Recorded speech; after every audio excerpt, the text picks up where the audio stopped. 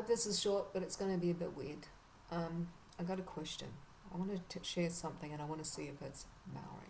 It's something I've always assumed was Maori and I use in my workplace, train marginalised kids, intellectually disabled, autistic, schizophrenic, blah, blah, blah. And one of the methods that I have of taking these kids over 4 months to jobs of 72 to 75k in high-tech companies like Westpac, Suncorp, Tyro, Channel 9, Fairfax, etc., is because I use methodologies that I've always assumed to be Maori. I wouldn't know, wasn't brought up Maori, too many homes, lots of places, and I was never interested in poi or haka or kapa haka or anything like that, but I was fascinated with navigation and I was fascinated with history. And so a lot of the concepts that I've got have come out of there from observations that I've used in, but I don't know if they're Maori, but they give me a really different lens to look at the world. So I'm checking with this because there's a reason for my asking, which is, whenever there is a real problem, a human problem, people are going to come up with a solution. And I think there's a real problem that I see generation after generation that comes up around who am I? I mean, that's what these pharmaceutical companies are answering. That's what the identity branding is all about. It's about answering the question, who am I? But you're targeting a really marginalised group who's usually non-gender conforming, and you give them an answer in a package, 135 different identity packages, but primarily based on a binary, and you stick them on a pipeline of puberty blockers, cross-sex hormones, etc., and it's mainly LGBT kids and autistic kids. But the same thing is, though, it's still around this idea of who am I? Now, I've got a problem with who am I? I think it's a stupid question. I've always thought it's a stupid question. If you go into church, they always say that we're here to answer that question, who am I? There was a few, but going up through many homes and not having like any guidance through the homes, I sort of made my own rules about how the world works, and based on observations, and I probably came up with some weird answers to it, but I'm pretty sure this one isn't a weird answer. So instead of asking who am I always found it far more powerful to ask where am I, because much in the background, if you can see, there's that picture there of that's my first picture I ever did. It's a black and white picture of Rembrandt's mistress. He was a naughty bastard. The question that was done as my first picture from seeing things differently, because I noticed ages ago that we teach kids things to see a certain kind of way, and doing so stops them seeing things in front of their face. And that art for me was an exercise in that principle, that once I was able to remove how I was taught to see, I could draw that. And that's kind of a principle that I use with the kids, and a principle that was taught to me by a really brilliant teacher. I don't think he's working anymore over at Balmain, Stephen Wilson. So who am I think is a really one of those filters. Like when I was watching, what was the filters that made me not be able to draw was, you go to school and they teach you how to draw a woman, and it's a circle and a stick and a wavy lines and triangle for a dress and sticks for legs and sticks that go out, and grass is green and sky is blue and sun is yellow and all that kind of stuff, and you sort of draw that and you get it into your head when you're really young. That's how the world is. That's what I notice.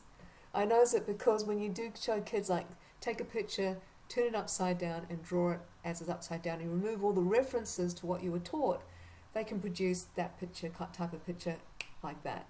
It's that simple. It's just changing perspective. So the perspective I've got an issue with is who am I? Because to me it's like a can with a label and these categories on it, and we're dealing with these labels and cans all the time, and it filters everything we see, and therefore what we can access, and therefore what we can understand, and what we know is going on is not actually what's in front of our face and going on.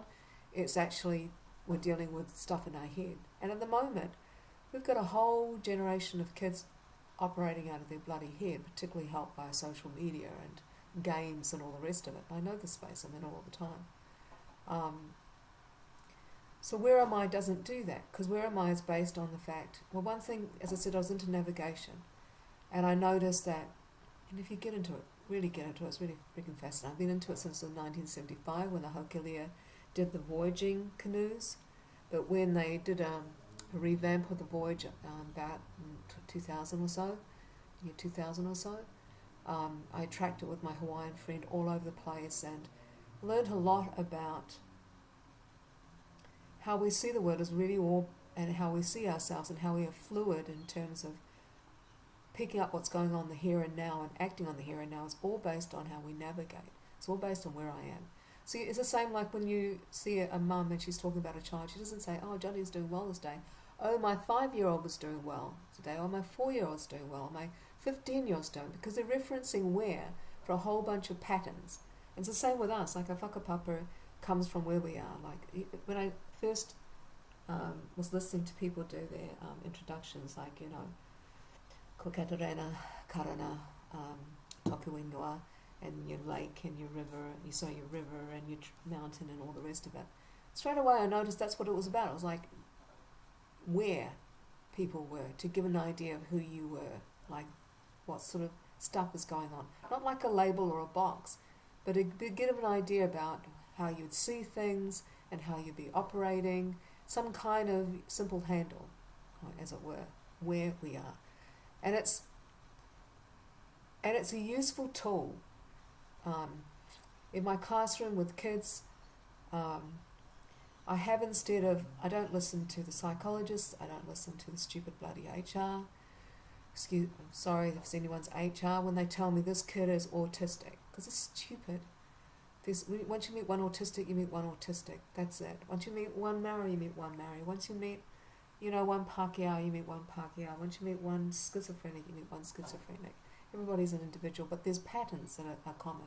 And all I do in my head is I have a graphic equalizer, like, in the music studios, treble bass, it's a line, and it's got a bar, and you move up and down. I just have some of their traits for who they are, might be their, the 5 bars I've got are things like their ability to learn, like their willingness to learn, not their ability to learn, but their openness to learn. That's more important. The ability to be taught, but their openness to learn. How they handle negative events, that's got a bar onto it. How engaged they are with people, not, that's another bar. Really simple 5 bars, and it really covers everything.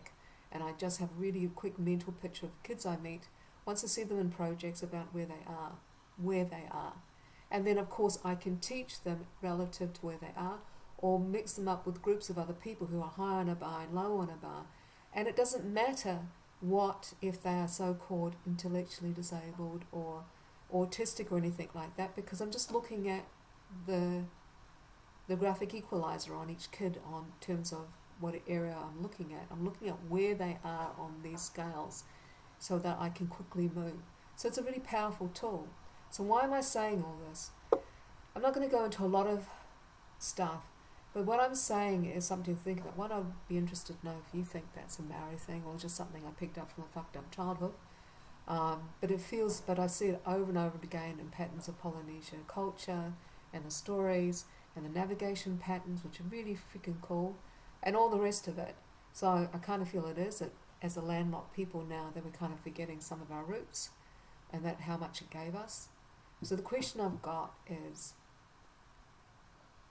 or the need I see is that I think not just the fact that we push out fires, which is the submissions, all the rest of it, and answering to dumbass shit, etc. But I really think we need to get to the guts of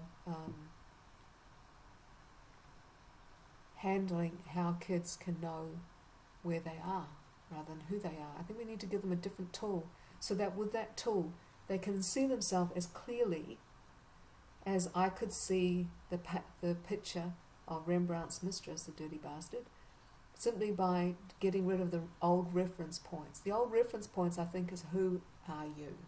I think the reference point you need to look at is where are you? And that's where I think our culture has a hell of a lot of tools, which I use to put marginalised youth into tired tech jobs, outperforming university grads. Nobody gives a shit about this stuff, but I do. High school grads in 4 months, 72 to 75k, comes from simply changing their perspective is sufficient that they can see and be enabled to do stuff they couldn't do before, based on where are they, not who are they.